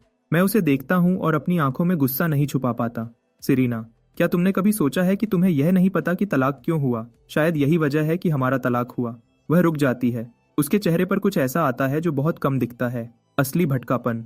बस एक हमेशा से ऐसी रही है। अमीरी में पैदा हुई, अपना एम्पायर बनाया, कमरे में सबसे तेज। इस वजह से वह हर चीज संभालने में सक्षम है और हर चीज के लिए इंडिफरेंट है। जैसे दुनिया में कोई भी चीज उस लकीर के बाहर नहीं जा सकती जो उसने खींची है। शायद मैं उन कुछ चीजों में से हूं जो बाहर निकल गए। मेरी आंखों में बिना बताए जलन होती है। मैं अपनी पोजीशन बदलता हूं और उसे दबा देता हूं। सिरीना, तलाक से पहले मैंने तुम्हें एक से ज्यादा बार कहा था, क्योंकि तुम और नोआ दोनों विंसेंट को इतना प्यार करते थे, मैं तलाक के लिए राजी था। मैं नोआ की कस्टडी छोड़ देता, मैं खाली हाथ चला जाता, हमारी एसेट्स नोआ को मिल जाती। इसे उस पिता का चाइल्ड सपोर्ट समझ लेना जिसे वह कभी नहीं चाहता था। मैंने यह सब तुमसे कहा था, एक एक शब्द। मैं उसे देखता हूँ। क्या तुम्हें कुछ याद है? उसकी पकड़ कप पर मजबूत हो जाती है। उसकी भौहें तन जाती हैं, जैसे वह सच में याद करने की कोशिश कर रही हो, लेकिन उसकी आंखें सच बोल देती हैं। वहां कुछ नहीं है, उसे कुछ याद नहीं। जाहिर है, क्योंकि उसने कभी मुझे अपने पति के तौर पर नहीं सुना। तब मैं सिर्फ नाम का पति था। सिरीना नीचे देखती है और जब वह बोलती है उसकी आवाज पछतावे से भरी है। मुझे माफ करो, मुझे सच में याद नहीं कि तुमने ऐसा कुछ कहा था। शायद मैं उस वक्त बिजी थी। लेकिन क्या सच में इसी वजह से तुमने तलाक दिया? मैं इसे वजह नहीं मान सकती। तो फिर उस परफ्यूम का क्या जो तुम हर रात घर लेकर आती थी? क्या वह वजह काफी नहीं है? सिरीना का चेहरा रुक जाता है। वह आखिरकार समझ जाती है कि मैं किस तरफ इशारा कर रहा हूँ, लेकिन फिर वह अपना सर हिलाती है जैसे यह बात समझ में ना आ रही हो। विंसेंट, तुमने तलाक सिर्फ उसकी वजह से दिया? उसकी आवाज में हैरानी बढ़ जाती है, जैसे विंसेंट की वजह से तलाक देना किसी भी और वजह से ज्यादा अजीब है। मैं कॉफी का घूंट लेता हूँ और सर हिलाता हूँ बिना किसी परवाह के। हाँ, तुम हर रोज घर आती थी और उसकी खुशबू तुम्हारे कपड़ों पर होती थी। नोआ सिर्फ विंसेंट को नया पिता बनाने की बातें करता था। क्या मुझे वहां खड़े रहना चाहिए था? मैं कभी सू फैमिली का दामाद बनना ही नहीं चाहता था। सेरेना का चेहरा एक पल के लिए पीला पड़ जाता है। तो तुम्हें लगा मैं धोखा दे रही थी? मैं उसके सामने एक उंगली उठाता हूँ। लगा नहीं था। जब तुम विंसेंट को हर इवेंट में ले जाती थी और लोगों को उसे इंट्रोड्यूस करने देती थी बिना कुछ कहे। जब तुम्हारे दोस्त मेरा मजाक उड़ाते थे और हंसते थे कि विंसेंट सू तुम्हारे लिए मुझसे बेहतर है। जब तुमने तलाक के पेपर्स बिना पढ़े साइन कर दिए सिर्फ उस तक जल्दी पहुंचने के लिए, तो तुम धोखा दे रही थी या नहीं, इसका कोई मतलब नहीं रह गया था। तलाक देना इसलिए था ताकि मैं उस पिंजरे में न मरूं, सू फैमिली का आज्ञाकारी दामाद बनने का पिंजरा, एक चलता फिरता पुतला बनना जिसका कोई नाम न हो। सेरेना, मैं यह कभी नहीं चाहता था। सेरेना की पलकें कांपती हैं। वह काफी देर तक नहीं बोलती। शायद उसे इसकी उम्मीद नहीं थी। शायद उसे कभी परवाह नहीं थी कि मैं क्या महसूस करता हूँ। शायद वह यहाँ सिर्फ अपनी नाकामी को समझने आई है। मेरे लिए यह सब बेमतलब है, क्योंकि वह विंसेंट को पसंद करती थी। उसे उसका बर्थडे याद था। वह गिफ्ट्स तैयार करती थी। वह उसके बारे में सब कुछ जानती थी। वह विंसेंट से प्यार करती थी और इस वजह से जो भी हमारे बीच खराब हुआ वह उसके फ्यूचर में नहीं दोहराएगा। मैंने वक्त देखा। सुबह के 4:30 बजे हैं। थकान मुझ पर हावी हो रही है। मिस सू, मुझे लगता है तुम्हें वह मिल गया जिसके लिए तुम आई थी। मैं चाहता हूँ कि तुम्हें सब समझ आ गया होगा। कृपया जल्द जाओ, मुझे आराम करना है। मैं बात खत्म नहीं कर पाता। 2 शब्द साफ और स्पष्ट सुनाई देते हैं, मुझे माफ करो। मैं रुक जाता हूँ। जो शब्द मैं कहने वाला था वह गायब हो जाते हैं। सेरेना मेरी तरफ बिना पलक झपकाए देखती है। मुझे माफ करो। मुझे नहीं पता था कि जो बातें मैंने नजरअंदाज की उनसे तुम्हें इतना दर्द हुआ। मैं गलत थी। मैं तुमसे माफी मांग रही हूँ। मैं हंसना चाहता हूँ। सेरेना से माफी मंगवाना, वह औरत जो किसी की नहीं सुनती। शायद मैं अकेला इंसान हूँ जिसने यह कर दिखाया। फिर वह फिर बोलती है, मेरे ख्यालों को बीच में काट कर, लेकिन एक चीज है जिससे मैं सहमत नहीं हूँ। मैंने तुम्हें धोखा नहीं दिया। मेरे विंसेंट के लिए कोई फीलिंग्स नहीं है। मैंने उसका ख्याल रखा और उसे वह दिया जो उसने मांगा, क्योंकि मैं अपनी बहन की आखिरी ख्वाहिश पूरी कर रही थी। वजह यह थी कि मैंने कभी लोगों को नहीं रोका जब वह उसे मेरा ब्रदर इन लॉ कहते थे, क्योंकि अगर मेरी बहन जिंदा होती तो वह वही होता। अब इसका कोई मतलब नहीं है। वह मेरी इंडिफरेंस पे थोड़ा झिझकती है। उसकी आंखों में दर्द की एक झलक दिखती है। नहीं, इसका मतलब है 6 साल से जब तुम गए हो, नोआ और मैं दोनों ने तुम्हें याद किया है। मैं हमारे बीच की हर रुकावट को मिटाकर तुम्हें घर वापस लाना चाहती हूँ, एक पल के लिए। मुझे सच में लगता है कि वह मजाक कर रही है। मैंने अपनी आज़ादी के लिए 10 साल इंतजार किया और अब वह चाहती है कि मैं वापस चला जाऊं। एक हंसी मेरे सीने से निकल जाती है इससे पहले कि मैं उसे रोक सकूं। एक असली हंसी जो मेरे काबू में नहीं है। सेरेना हैरत से मुझे देख रही है। उसे समझ ही नहीं आ रहा कि क्या मजाक है। मैं अपनी आंखों से आंसू पोंछता हूँ और लंबी सांसें लेता हूँ। तब कहीं जाकर मैं शांत हो पाता हूँ। सेरेना, क्या तुम सच बोल रही हो? मैंने उस शादी से निकलने के लिए कितनी मेहनत की है। आखिरकार मुझे अपना एक करियर मिला है। मैं वापस क्यों जाऊंगा? और वापस जाकर क्या करूंगा? तुम्हारे पीछे एक नौकर की तरह घूमूंगा। रोज तुम्हारे ऑफिस में सी फूड कॉन्जी लेकर जाऊंगा, जैसे कोई वफादार नौकर हो। तुम्हें अपनी बहन के लिए बुरा लगता है और तुम विंसेंट का ख्याल रखकर उनकी यादों को सम्मान देना चाहती हो। यह तुम्हारा और उनका मामला है। मेरा इससे कोई लेना देना नहीं है। मैं तुम्हारी बहन का कर्जदार नहीं हूँ। मैं विंसेंट का कर्जदार नहीं हूँ और मैं तुम्हारा तो बिल्कुल भी कर्जदार नहीं हूँ। सेरेना कुछ कहने के लिए मुंह खोलती है। मैं दरवाजे पर पहुंचकर उसे खोल देता हूँ। ठंडी हवा और बर्फ अंदर आती है। बाहर निकलो। मैं दोबारा नहीं कहूंगा। वह चली जाती है, लेकिन इतनी थकान के बाद भी मुझे नींद नहीं आती। मैं बस लेटा रहता हूँ और रात गुजरने का इंतजार करता हूँ। सुबह मैं किसी तरह खुद को घसीटते हुए इंटरप्रिटेशन डिवीजन पहुंचता हूँ, लेकिन जैसे ही मैं अंदर जाता हूँ मेरा सुपरवाइजर वहां खड़ा होता है, बहुत गंभीर चेहरे के साथ। ईथन, तुम हमारे साथ ज्यादा वक्त से नहीं हो, लेकिन तुम्हारी मेहनत और काबिलियत पर कोई शक नहीं है। स्यू ग्रुप का फिनलैंड में क्लीन एनर्जी प्रोजेक्ट दोनों देशों के रिश्तों के लिए बहुत फायदेमंद होगा। फिनिश अथॉरिटीज एमएसयू के साथ वापस जाकर इंस्पेक्शन करना चाहती हैं और उन्हें एक इंटरप्रेटर की जरूरत है। मैंने तुम्हारा नाम ऊपर भेज दिया है। इस ट्रिप पर तुम हमारी डिवीजन को रिप्रेजेंट करोगे। तुम 6 साल से बाहर हो। अपने परिवार से मिलने का यह मौका इस्तेमाल करो। मैं मुस्कुराता रहता हूँ, लेकिन मेरा दिमाग अब पूरी तरह उलझ गया है। यह सब सेरेना की गलती है। वह आई और सब कुछ बिगड़ गया। मेरे पास कोई चारा नहीं है। मैं खड़ा होता हूँ और मुस्कुराहट बनाए रखता हूँ। आप भरोसा रखें, मैं यह काम पूरा करूंगा। उसी दोपहर मैं सेरेना और बिजनेस डेलीगेशन के साथ वापसी की फ्लाइट में बैठता हूँ। मुझे नहीं पता किसने सीटिंग अरेंज की, पर मेरे और सेरेना के बीच सिर्फ एक आर्मरेस्ट है। मैं अपनी उंगलियां अपने माथे पर रखता हूँ और दूसरी तरफ देखने लगता हूँ। हम दोनों पूरी रात नहीं सोए, फिर भी सेरेना पर इसका कोई असर नहीं दिख रहा। थोड़ी देर में एक नरम और मोटा कंबल मुझ पर डाल दिया जाता है। सेरेना बहुत संभल कर हरकत कर रही है, जैसे उसे डर हो कि मैं जाग न जाऊं। मैं सोया नहीं हूं, पर मैं उसकी तरफ नहीं देखता। मेरे लिए वह है जिसे मैं कभी सच में पसंद करता था, और वही जंजीर भी जिसने मुझे जकड़ रखा था। हमारे बीच जो भी था वह उसी पल खत्म हो गया था जब मैंने डिवोर्स पेपर्स पर साइन किए थे। मुझे उम्मीद नहीं थी कि प्लेन से उतरते ही मैं उसे देखूंगा। वह इंसान जिससे अब मेरा खून के रिश्ते के अलावा कुछ नहीं है। नोआ अराइवल्स एरिया में खड़ा है, मिसेस सू का हाथ पकड़े हुए। वह अब 9 साल का है, काफी लंबा हो गया है और उसकी आंखें लाल हैं। जैसे ही वह मुझे देखता है वह चिल्लाता है, डैड। बिजनेस डेलीगेशन के लोग एक दूसरे को देखने लगते हैं। कोई धीरे से पूछता है कि क्या हो रहा है। मैं मुस्कुराता हूँ और जवाब देता हूँ, लगता है इस बच्चे को अपने पिता नहीं मिल रहे। पास खड़ी सेरेना चुप हो जाती है। वह समझ गई कि मैंने क्या कहा। नोआ आगे आने की कोशिश करता है। मिसेस सू उसे पीछे खींच लेती है। वह गंभीर और इज्जतदार औरत उसे तमाशा नहीं करने देती। वह उसे लेकर चली जाती है। मिसेस सू यहाँ बाप बेटे को मिलाने के लिए नहीं आई थीं। वह शायद नोआ का इस्तेमाल करके मुझे किसी चीज के लिए दबाना चाहती है, पर अब मेरे पास उनकी बातों में आने का कोई कारण नहीं है। सू ग्रुप की इंस्पेक्शन के दिन आराम से गुजर जाते हैं। सेरेना काम में कभी गलती नहीं करती, लेकिन इंस्पेक्शन खत्म होते ही वह मुझे ढूंढने आ जाती है। क्या तुम मेरे साथ घर चलोगे नोआ से मिलने? वह तुम्हें याद करता है। मुझे याद करता है। मैं अपना सर हिलाता हूँ। मुझे नहीं लगता। उसे मैं पहले भी कभी पसंद नहीं था। मैं 6 साल से दूर हूँ। अब तो वह मुझे और भी कम पसंद करता होगा। वह विंसेंट को अपना बाप बनाना चाहता था। तुम अपनी बहन की इच्छा पूरी करना चाहती हो? विंसेंट से शादी क्यों नहीं कर लेती? इससे सबको वह मिल जाएगा जो वह चाहते हैं, और तुम्हारे होने वाले पति को इस सिचुएशन से नहीं लड़ना पड़ेगा। सेरेना थकी हुई सांस लेती है। क्या हमें ऐसे बात करनी होगी? मैं उसे बिना परवाह किए देखता हूँ। पसंद नहीं आया तो हमें बात करने की जरूरत ही नहीं है। मैं अपना सामान पैक करता हूँ और अपने होटल वापस चला जाता हूँ। सू फैमिली के घर जाने का कोई मतलब नहीं है। मुझे पता चलता है कि मार्को भी वापस आ गया है और मेरा मूड तुरंत ठीक हो जाता है। मैं उसे कॉल करता हूँ। जैसे ही हम मिलते हैं उसकी आंखें चमक उठती हैं। वह मेरा हाथ पकड़ता है, पीछे हटकर मुझे देखता है, फिर मुझे गले लगाता है और कहता है, दोस्त यही तो है, तुम्हें हमेशा ऐसा ही होना चाहिए था। 6 साल बाद मिले और बातें शुरू हुई तो घंटों का पता ही नहीं चला। हम बातों में खोए हुए हैं, तभी मेरा फोन बजता है, एक अनजान लोकल नंबर से। मैं झिझकता हूँ और फोन उठाता हूँ। एक औरत की आवाज आती है जो थोड़ी दबी हुई और परेशान है। हेलो, क्या मैं नोआ के पिता से बात कर रही हूँ? मैं उसकी क्लास टीचर हूँ। नोआ ने आज स्कूल में लड़ाई की है। मैं उसकी माँ को कॉल करने की कोशिश कर रही हूँ, पर उसने खास तौर पर मुझे तुम्हें कॉल करने को कहा है। मार्को इस रुकावट से चिढ़कर मेरे हाथ से फोन छीन लेता है। गलत नंबर है। वह फोन काट देता है। सेरेना क्या कर रही है? तुम्हारा डिवोर्स हो चुका है। तुमने कस्टडी छोड़ दी थी। तुम्हें आए हुए बस कुछ ही दिन हुए हैं और अभी से ड्रामा शुरू हो गया। विश्वास नहीं होता। उसके बोलने से पहले ही फोन फिर बजता है। मैं उठाता हूँ। टीचर की आवाज इस बार ज्यादा सख्त है। नोआ के पिता, मुझे सच में जरूरत है कि आप जितनी जल्दी हो सके यहाँ आएं। बड़ों के बीच जो भी हो रहा है कृपया उसे बच्चों पर असर न पड़ने दें। नोआ ने एक और स्टूडेंट का सर फोड़ दिया है। दूसरे बच्चे के पेरेंट्स चाहते हैं कि आप आएं और जिम्मेदारी लें। अब कुछ नहीं किया जा सकता। मार्को और मैं स्कूल निकलते हैं। टीचर के ऑफिस में बच्चे चोट खाए हुए और शर्मिंदा खड़े हैं। हर बच्चे के साथ उनके पेरेंट्स हैं। नोआ के पीछे कोई नहीं है।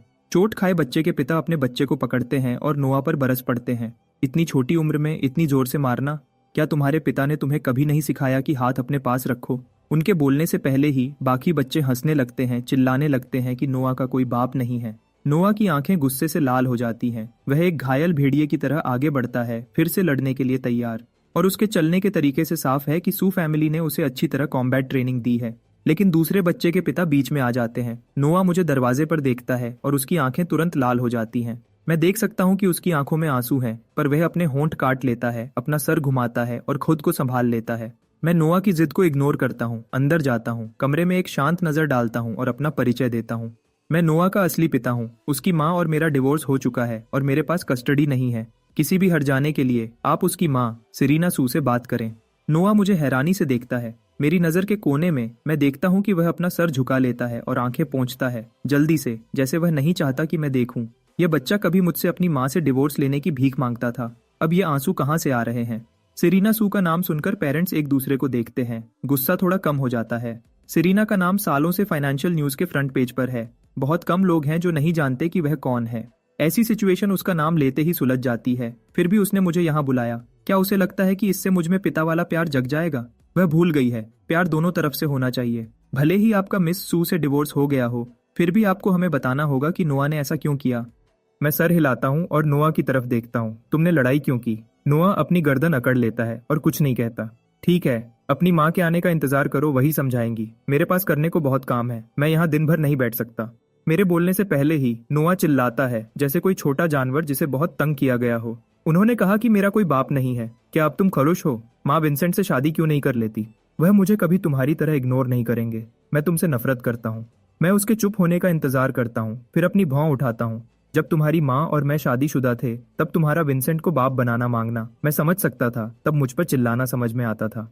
लेकिन अब हमारा डिवोर्स हो चुका है। अगर तुम्हें नया बाप चाहिए तो खुद ढूंढ लो। कमरे में पेरेंट्स एक दूसरे को देखते हैं। कानाफूसी शुरू हो जाती है। इतना छोटा बच्चा अपने ही पेरेंट्स को अलग कर रहा है। कोई हैरानी नहीं कि उसके पिता को उससे कोई मतलब नहीं है। वह विंसेंट। मुझे लगता है मैंने उसे पहले देखा है। हमेशा एमएसयू के साथ पब्लिक इवेंट्स में दिखता है। मुझे लगा वह उसका पति है। तो यह बात है। अपनी उम्र में नोआ बहुत जज्बाती है। वह एक शब्द भी बर्दाश्त नहीं कर पाता। वह दरवाजे की तरफ भागता है। वह कुछ ही कदम चलता है कि रुक जाता है। सेरेना अपने असिस्टेंट और सिक्योरिटी के साथ अंदर आ रही है। उसका चेहरा बिल्कुल शांत है। उसकी मौजूदगी से पूरा कॉरिडोर भर गया है। जैसे ही वह ऑफिस में आती है, कमरा छोटा लगने लगता है। उसकी नजर सब पर पड़ती है। क्या हुआ? सब एक दूसरे को देखते हैं। कोई कुछ नहीं बोलता, यहाँ तक कि नोआ भी उससे डर रहा है। सर नीचे। कोई आवाज नहीं। मैं उसे बिना किसी भावना के देखता हूँ। अच्छा हुआ तुम आ गई। उसकी गार्डियन होने के नाते ये तुम्हारी जिम्मेदारी है। मैं चलता हूँ। कोई भी मुझे वापस नहीं बुलाता, इसलिए मैं मुड़ता हूँ। मैं बाहर निकल जाता हूँ। मार्को गुस्से में है जब मैं वापस पहुंचता हूँ। वह एहसान फरामोश बच्चा, तुम्हें उसके लिए परेशान नहीं होना चाहिए था। तुम्हें नहीं पता। तुम्हारे जाने के बाद वह चिल्लाता रहा कि विंसेंट उसका नया बाप बने। सेरेना ने उसे थप्पड़ मार दिया। वह घर से भाग गया और लगभग किडनैप हो गया था। सुना है विंसेंट ने अपनी जान दांव पर लगाकर उसे वापस लाया। वह दोनों सच में एक दूसरे के लिए बने हैं। मार्को और मैं सीधे एक बार जाते हैं और स्कूल का इंसिडेंट 1 घंटे में भूल जाते हैं। मुझे उम्मीद नहीं थी कि जब हम बार से बाहर निकलेंगे, सेरेना और नोआ वहीं इंतजार कर रहे होंगे।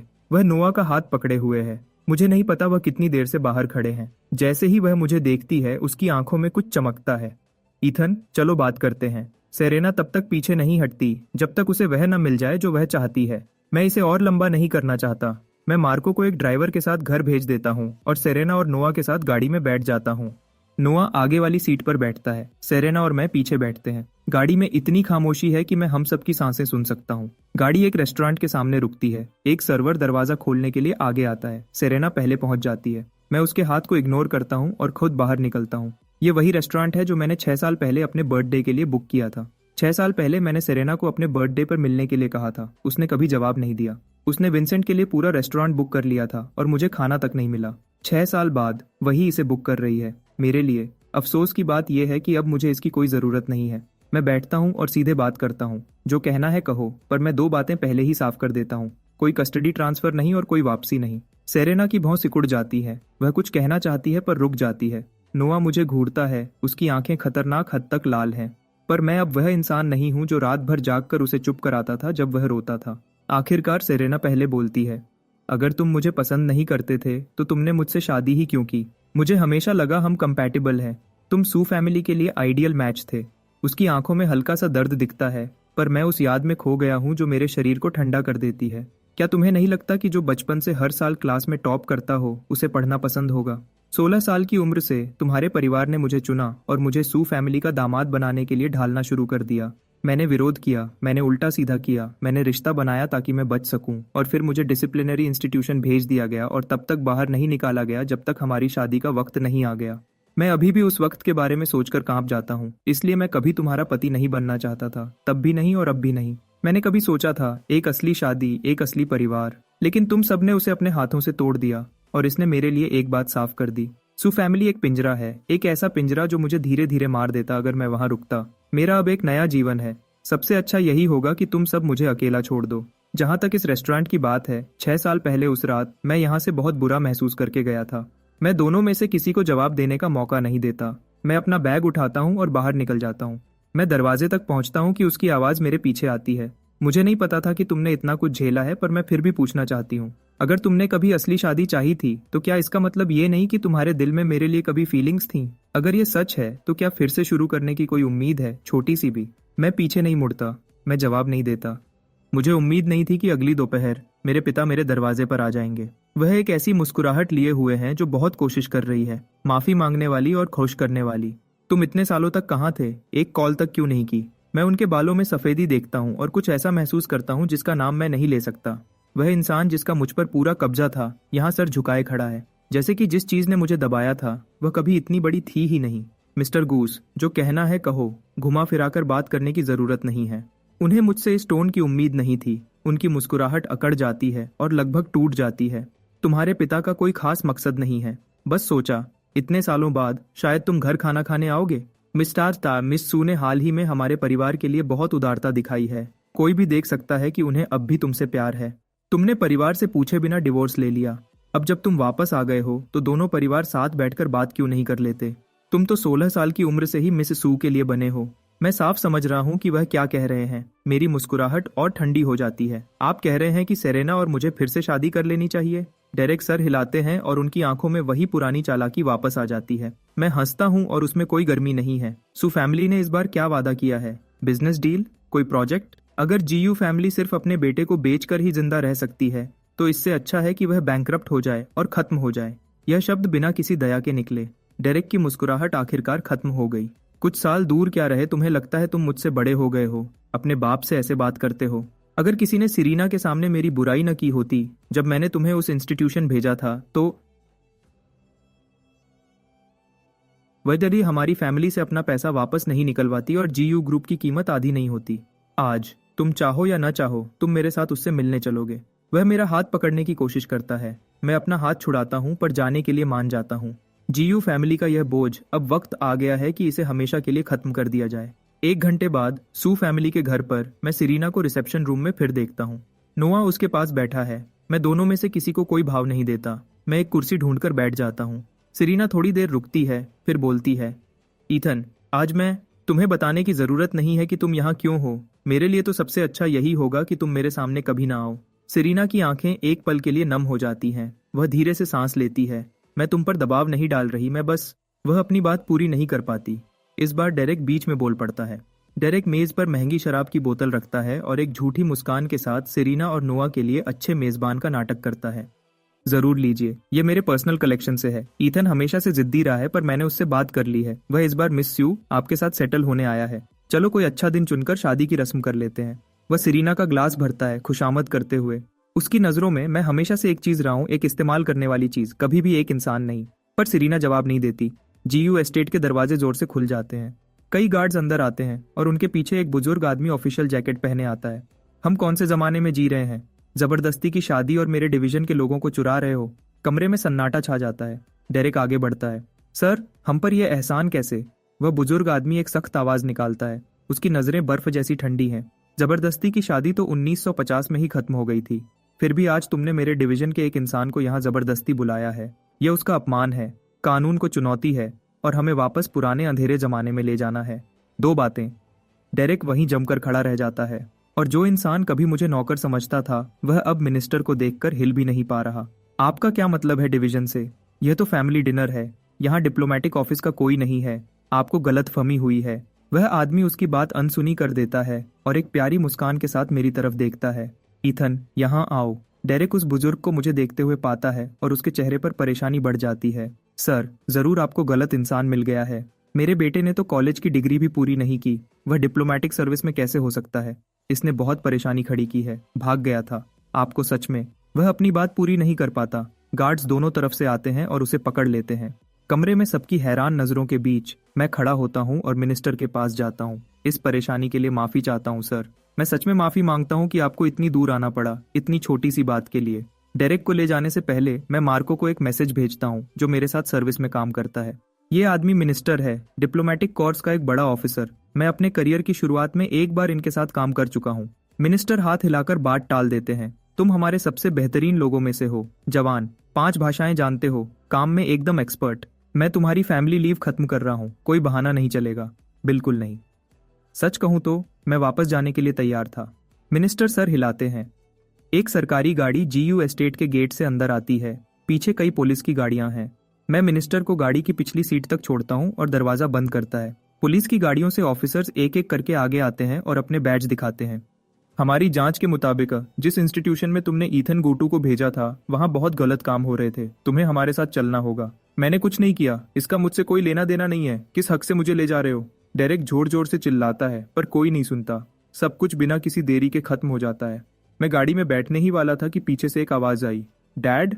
मेरा हाथ गाड़ी के दरवाजे पर कस जाता है। मिनिस्टर मुड़ते हैं और मुझे हल्का सा सर हिलाकर इशारा करते हैं। डिप्लोमेट की नौकरी ऐसी नहीं होती। सालों तक बाहर रहना पड़ता है। फैमिली से मिलना मुश्किल होता है। कुछ चीजें जल्दी सुलझा लेना ही बेहतर है। इतना कहकर मिनिस्टर गाड़ी में बैठते हैं और चले जाते हैं। मैं मुड़ता हूँ और सिरीना और नोआ को देखता हूँ। नोआ ने सिरीना का हाथ जोर से पकड़ा हुआ है। उसकी आंखें भर आई हैं। वह अपना सर ऊपर करता है, हर पल आंसुओं को रोकने की कोशिश कर रहा है। क्या आप सच में मेरे डैड नहीं रहना चाहते? क्या आपको मैं नहीं चाहिए? नोआ अपने होंठ काटता है, बोलने की कोशिश कर रहा है। इन पिछले सालों में मम्मी और मैंने आपको बहुत याद किया है। मैं हमेशा उन्हें स्टडी में देखता हूँ, बस आपकी फोटो को घूरते हुए। मैंने पहले जो कहा मुझे समझ नहीं थी। क्या आप मुझे माफ कर सकते हैं? मैं उसे देखता हूँ और दिल में कुछ दर्द सा होता है।